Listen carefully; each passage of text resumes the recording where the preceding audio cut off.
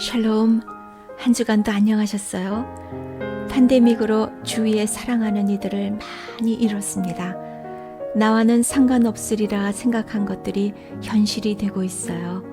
계속 변종이 생긴다니 안심이 되질 않고 또 조심하여야겠죠. 재작년 10월에 제가 딸을 보러 캔사스에 와서 주일에 캔사스 우리 교회에서 주일 예배를 드렸습니다. 그때 도한철 장로님을 만났습니다. 그 당시 도 장로님은 류게릭병을 6년째 앓고 계셨어요. 온몸을 움직이지 못하시기에 교회에 오시지 못하셔서 주일 공예배를 사모하시다가 6개월 만에 처음으로 예배를 드리러 오셨던 거예요. 너무 감격하시고 감사해서 울먹이며 예배를 드리셨습니다. 예배를 마치고 장로님을 뵈러 갔더니 활짝 웃으시는 모습이 너무나도 아름다우셨습니다. 두 분과 교제하는 중 권사님께서는 그저 감사하다는 얘기만 하십니다. 남편이 숨을 쉬고 살아있어 감사하고 주님께서 구원하여 주셔서 감사하고 비록 육신의 감옥에 갇혀 살지만 중보하며 주님과 동역함에 감사하다 하셨죠. 도한철 장로님께서 하우스 오브 베데스다, 베데스다의 집 유튜브를 시작하셨습니다. 영어와 한어 다 있어요. 에피소드가 다 크나큰 감동입니다. 도장로님의 유튜브 베데스다의 집의 에피소드 44 절망을 이기는 방법을 읽어드리겠습니다. ALS 병실에서 만난 환자들에게는 분노에 찬 눈빛과 자연사를 선택하지 않고 인공호흡기를 꽂아 스스로 목숨도 끊지 못하게 된 것에 대한 후회와 원망만이 있었습니다. 그 상황 속에서 저에게 해볼 수 있는 단 한 가지 일은 상황을 뛰어넘는 생각의 전환밖에 없었습니다. 꼼짝없이 누워있으면서 먼저 그동안 외웠던 말씀들을 묵상하였습니다. 말씀과 성령의 감동 안에 있다 보니 내 몸의 상황보다 이 날까지 지켜주셨던 하나님의 은혜에 감사가 나오고 피하고 싶지만 어쩔 수 없는 이 절망의 상황에도 평강으로 인도해 주심에 감사가 나오고 죽은 육체가 돼버린 남편과 아빠를 정성으로 돌보는 가족들의 사랑에 감사가 나왔습니다. 제 모습 속에 감사가 나오니 고통 중에도 웃음을 잃지 않게 되고 아침에 눈을 뜬 제 얼굴에 띈 미소를 보고 아내가 힘들고 고된 간병의 또 하루를 웃음으로 시작합니다. 아빠의 류게릭병 증상을 보고 하나님의 사람들에게 주어지는 고난과 훈련에 대해 분노와 두려움으로 더욱 힘들어하던 첫째는 힘든 군생활 중에 문득 아빠와 함께했던 단기 선교지에서 가졌던 하나님의 임재 경험을 떠올리고 살아오면서 가장 마음이 편하고 행복했던 시간이 언제였나 생각해 보니 말씀을 읽을 때와 기도할 때 그리고 단기 선교지에서 현지 아이들과 뒹굴 때였음을 깨닫고 다시 하나님께로 돌아가 로마서 8장 31절에서 39절 말씀으로 삶이 완전히 바뀝니다. 하나님은 살아계시고 만물의 창조주이시며 진정한 행복의 근원이신 아버지라는 것을 고백하게 됩니다. 신앙을 회복하고 신학대학원에 지원하여 군목을 한 뒤 선교지역에서 고아사역을 하기로 헌신합니다. 그리고 아빠가 평안 가운데 웃음을 잃지 않고 인내하며 믿음을 굳건히 지키는 모습을 보며 고난은 하나님의 변장된 축복임을 깨닫게 되었다고 합니다. 둘째는 아빠 곁에 있기 위해 다니던 덴버 건축회사를 사직하고 20대의 나이에 베데스다 스튜디오라는 랜드스케이프 디자인 회사를 창업합니다. 무엇이라도 시작해보려는 아빠를 위해 바쁜 와중에도 아이 트래킹 컴퓨터를 찾아보게 되었고 주식 투자를 권하게 되고 장애인 차와 아이 트래킹으로 조종하는 전동식 휠체어도 구하여 교회에서 예배를 드리는 축복을 누리며 예배 후에는 캔사스 곳곳을 드라이브를 합니다. 주식 투자로 선교 펀드도 만들었습니다. 간증글을 영상으로 올리고 말씀 묵상한 것을 성경 공부 영상으로 만드는 스스로 생산적인 일을 하는 아빠가 되게 해 주었습니다. 감사와 긍정의 생각의 시작은 우리 가족에게 이처럼 연쇄 반응을 일으켰습니다. 생각의 시작으로 이 모든 것을 일어나게 하시는 재미있는 하나님이십니다. 한 칼럼에서 비를 애타게 기다리는 두 농부 이야기를 보았습니다. 한 농부는 열심히 기도에 전념했고 다른 농부는 기도 후에 논에 나가 비를 주실 것을 대비해 논두렁 수로 작업을 시작했습니다. 하나님은 누구의 기도를 들어주셨을까라는 내용이었습니다. 혹시 사방이 꽉 막혀버리고 앞이 전혀 보이지 않는 절망적인 상황에 빠져 있는 분이 있으시다면 힘드시겠지만 오직 주님을 바라보고 감사와 긍정의 생각과 함께 무엇이라도 지금 할 수 있는 작은 일부터 시작해 보길 권해드립니다. 그 다음엔 모든 상황을 주관하시고 상황보다 크신 하나님의 역사가 시작될 것입니다. 여러분들이 하나님을 신뢰할 때 소망의 하나님께서는 여러분 안에서 선한 일을 시작하셨습니다. 주님은 끊임없이 일하고 계시므로 예수 그리스도께서 오시는 마지막 그날에 그 모든 선한 일을 확실히 완성하실 것입니다. 아멘. 도한철 장로님께서 특별히 요청하신 찬양이 있습니다. 고형원의 오직 주의 사랑에 매여 들으시겠습니다.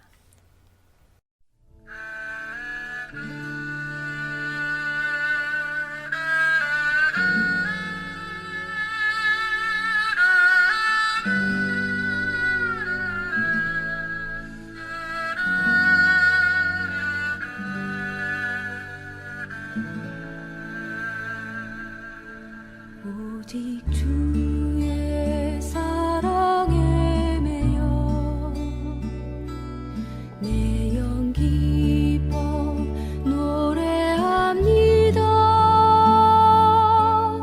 이 소망의 언덕 기쁨의 땅에서 주께 사랑 드립니다. 오직 주의 임재 안에 갇혀 내 영 기뻐 찬양합니다. 이 소명의 언덕 거룩한 땅에서 주께 경배드립니다. 주께서 주신 모든 은혜 나는 말할 수 없네. 내 영혼 즐거이 주 따르렵니다. 주께 내 삶 드립니다.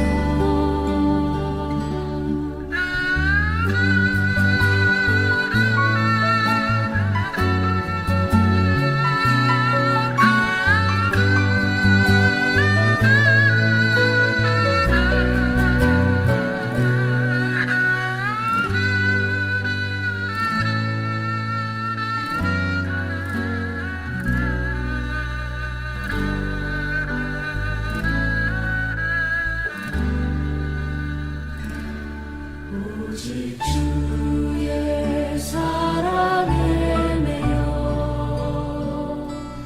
내 영 기뻐 노래합니다. 이 소망의 언덕 기쁨의 땅에서 주께 사랑 드립니다. 오직 주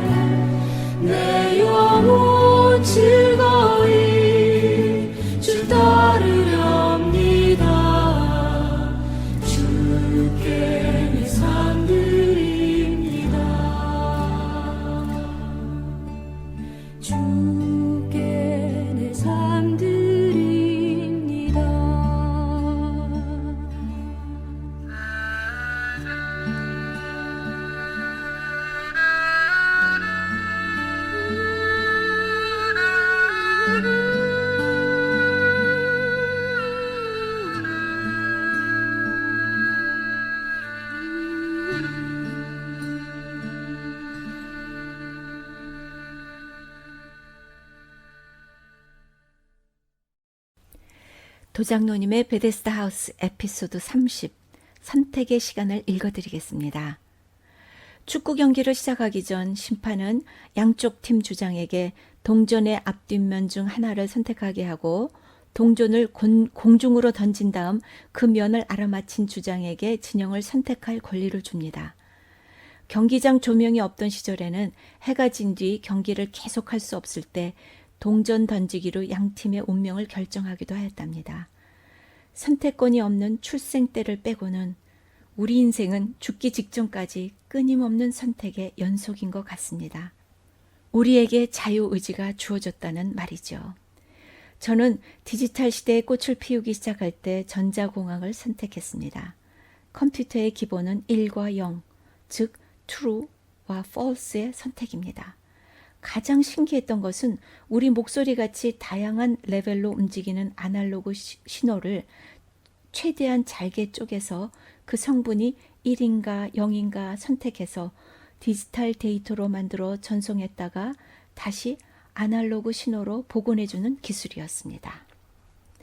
아무리 복잡한 우리 인생의 문제도 잘게 쪼개보면 1과 0, yes 아니면 no의 선택으로 단순화시킬 수 있을 겁니다. 인생을 살면서 잘못된 선택은 없다고 생각합니다. 사람이 마음으로 자기의 길을 계획할지라도 그의 길을 인도하시는 이는 여호와이시라는 것을 알기 때문이죠. 그런데 하나님이 우리의 인생 중에 개입하시고자 하실 때, 즉 하나님의 때에는 어떤 선택을 하는가가 중요한 것 같습니다. 대학 캠퍼스를 처음 들어섰을 때 학생회관에 걸려 있었던 대학생 선교회 현수막이 제 눈을 사로잡았습니다. K대학교는 20년 동안 당신을 기다렸습니다. 예수님은 2000년 동안 당신을 기다리셨습니다. 그날 제 영혼을 구원하고 영생을 보장받는 제 인생의 최고의 선택을 했습니다. 아담 앞에 하와를 이끌어 오신 것처럼 하나님이 한 여인을 저에게 보여주셨을 때 제 인생의 브레이크스루, 돌파를 가져올 운명적인 선택을 했습니다. 아프리카, 페루, 팔레스타인 등 틈틈이 단기 선교를 다닌 뒤에 짐을 정리하고 선교사를 준비하는 중에 불치병을 알게 되었습니다.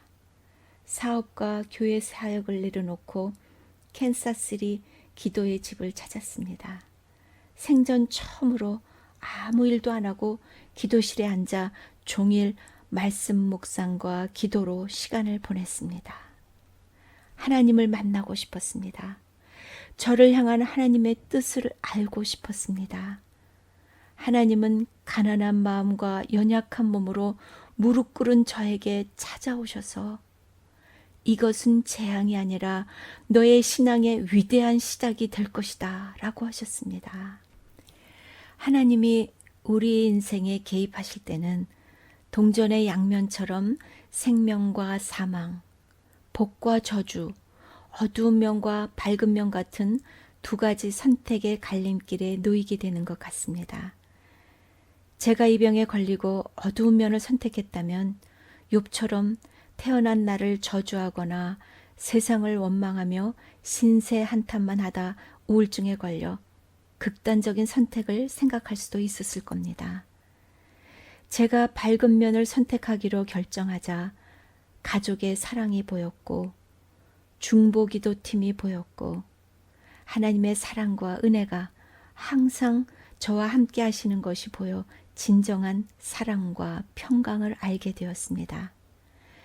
말씀이 나의 영에 들어와 나의 일부가 되고 생각과 확신뿐 아니라 나의 몸이 되었습니다. 제 신앙의 브레이크스루, 돌파가 일어난 것입니다. 기도실에서 기도하는 중에 네가 걸으면 걸을수록 내 발에 힘을 붙여줄 것이고 네가 나를 증거하면 할수록 네 입에 말을 붙여줄 것이다 는 말씀을 받고 아내의 부축을 받으며 탄자니아, 팔레스타인 선교지의 좋은 소식을 전하는 아름다운 발의 마지막 여정을 할 수 있었습니다. 모든 기대와 희망이 사라진 것 같은 지금 여러 개 주신 말씀 가운데 이 말씀만은 아직 완전히 이루어지지 않았습니다. 하나님의 때에 하나님이 우리 인생에 개입하시면 진정한 회복과 부흥이 일어날 것입니다. 그런데 우리 인생에서 최고의 하이라이트가 될 선택은 인생의 가장 밑바닥에 있을 때와 죽기 직전에 우리 앞에 예수님이 찾아오셨을 때 하는 선택일 것입니다. 예수님이 십자가에 달리셨을 때 옆에 두 죄수가 십자가에 달려 있었습니다. 한 죄수는 예수님을 욕하며 그리스도라면 자신과 우리를 구해보라고 말합니다. 그러나 다른 죄수는 우리는 우리의 죄 때문에 벌을 받는 것이지만 예수님은 아무런 죄가 없다고 그를 꾸짖으며 주님의 나라에 들어갈 때에 저를 기억해달라고 예수님께 부탁합니다. 똑같은 죄 많은 인생을 살아온 두 사람이지만 죽기 직전 예수님이 인생에 찾아온 선택의 시간에 한 죄인은 그날 예수님과 함께 낙원에 있게 되는 선택을 한 것입니다. 오늘 내가 하늘과 땅을 증거자로 삼고 여러분 앞에 생명과 죽음, 복과 저주를 내놓았으니 이제 생명의 길을 고르시오. 그러면 여러분과 여러분의 자손이 살 것이오. 신명기 30장 19절 말씀입니다. 아멘. 다음으로 에피소드 4, 5kg의 무게를 읽어드리겠습니다. 몸의 곳곳의 근육들이 하나씩 죽어가며 당연한 것으로 생각했던 몸의 기능들이 서서히 잃어가는 것을 속절없이 지켜봐야 했습니다. 제일 당황스러웠던 순간은 어느 날 갑자기 도저히 들어 올리기 힘들었던 5kg 되는 머리의 무게였습니다. 지금 돌아보면 매 순간순간이 기적이었는데 처음부터 그렇게 해왔기에 당연한 것으로 여겼던 것들이 많은 것 같습니다. 평소에 당연한 것으로 여겼던 몸의 모든 것들이 하나씩 그 기능을 잃어갈 때 절망과 함께 찾아온 것은 전능자의 능력에 대한 경외감이었습니다. 인공호흡기에 생명을 의존하고 보니 눈에 보이지 않던 공기의 존재를 깨닫게 되듯 몸의 기능을 잃고 보니 우리 몸의 모든 기능과 천지 만물을 창조하신 우리 눈에 보이지 않지만 살아계신 하나님의 존재와 은혜를 새삼 깨닫게 됩니다. 호흡곤란으로 응급실로 실려가 수생실로 들어가기 전 까마득히 떨어져가는 의식가닥 속에서 제가 마지막으로 한 말은 하나님, 제 영혼을 받아주소서였습니다. 다시 의식이 돌아오며 의료진들 간에 나누는 대화가 아득히 들렸습니다. 이런 상황에서 살아난 걸 보니 환자분의 살려는 의지가 강했던 것 같아. 아니요, 저는 더 이상 잃을 게 없고 제 영혼을 하나님께 맡겼거든요. 이제 온몸이 마비되어 제 힘으로는 할 수 있는 것이 아무것도 없는 상황에서 다시 미국으로 돌아와 락키 산맥을 넘어오는 중 인공호흡기가 꺼져 산소 공급이 10분 가까이 중단된 상황에서도 하나님은 아무 데미지 없이 나를 다시 살리셨습니다. 저에게 아직 끝나지 않은 일이 있나 봅니다. 우리 모두에게는 이 땅에 보내진 목적과 소명이 있습니다. 그리고 젊은 나이에 사고로 갑자기 죽음을 맞이하던, 병으로 고통 가운데 죽음을 맞이하던, 건강하게 살다 나이 들어 죽음을 맞이하던 우리는 누구나 똑같이 죽음을 맞이하게 됩니다. 중요한 것은 이 땅에서 맡겨진 소명을 다한 우리에게 죽음이란 것은 하나님을 기쁨으로 만나게 되는 새로운 소망이라는 것입니다. 어느 날 병상에 누워 창밖을 바라보다 문득 내가 하나님을 몰랐다면 이 상황을 어떻게 감당할 수 있었을까 생각했습니다. 내가 하나님을 몰랐다면 무슨 소망을 가질 수 있었을까 생각하고 울컥했습니다. 생각해보니 지나온 모든 순간순간이 감사요, 살아온 모든 날들과 평안으로 함께 해주시는 지금 이 상황까지도 하나님의 은혜였습니다. 손과 발을 못 움직이고 오랜 시간 짓눌려 답답하고 고통스러울 때는 십자가에 손발이 못 박히신 예수님의 고난을 묵상합니다. 약해진 폐기능으로 인해 멈출 줄 모르는 기침 과래로 고통스러울 때는 십자가에서 숨쉬기도 힘들었을 예수님의 고난을 묵상합니다. 예수님이 십자가에서 흘린 피, 십자가의 사랑과 부활이 저를 구원했고 소망을 갖게 하셨습니다. 이스라엘을 방문하였을 때 지중해 연안에 있는 가이사라에 간 적이 있습니다.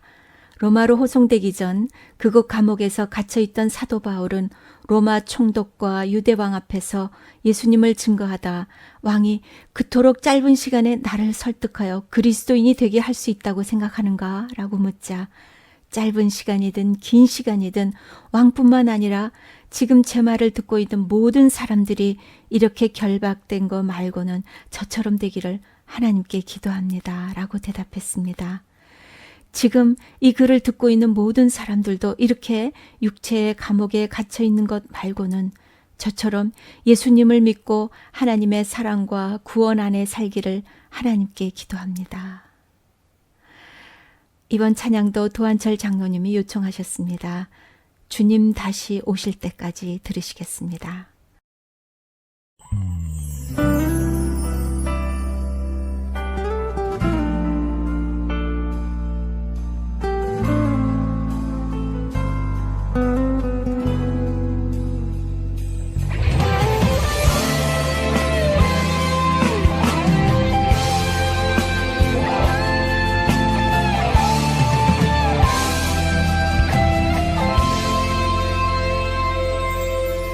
주님 다시 오실 때까지 나는 이 길을 가리라.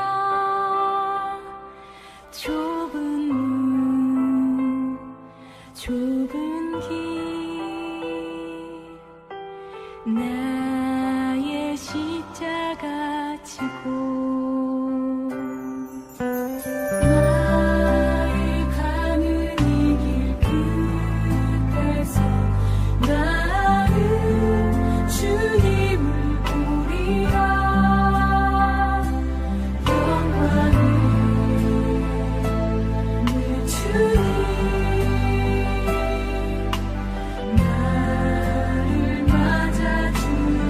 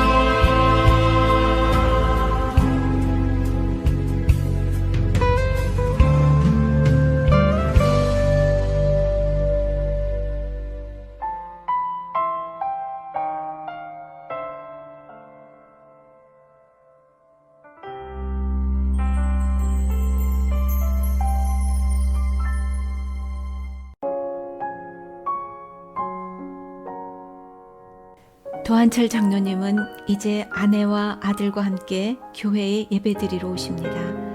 사람들이 없는 2층에서 예배를 드리시죠. 도장로님을 통해 우리는 주님이 살아계심을 그리고 주님의 놀라운 사랑과 은혜를 봅니다. 여러분들도 유튜브에서 도한철 장로님의 베데스다 하우스를 방문해 보세요. 도장로님의 고백과 간증이 많은 분들에게 전해져서 예수님의 사랑과 하나님의 구원이 전파되길 기도합니다. 한 주도 주님께 감사하며 그 사랑을 나누며 살아요. 다음 주에 만나요. 샬롬.